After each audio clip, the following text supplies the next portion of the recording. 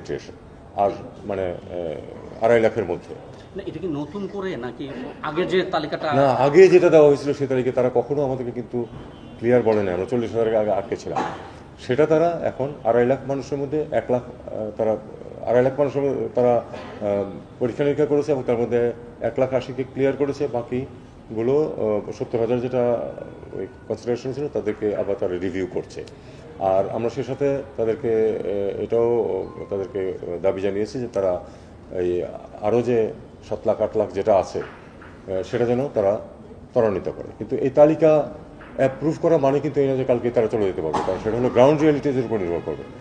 আপনার বাস্তব যে অবস্থা রাখাইন স্টেটে, আমরা সেটা জানি সবাই, এটা নিয়ে আমরা এখন ডিটেলস আর না বললাম।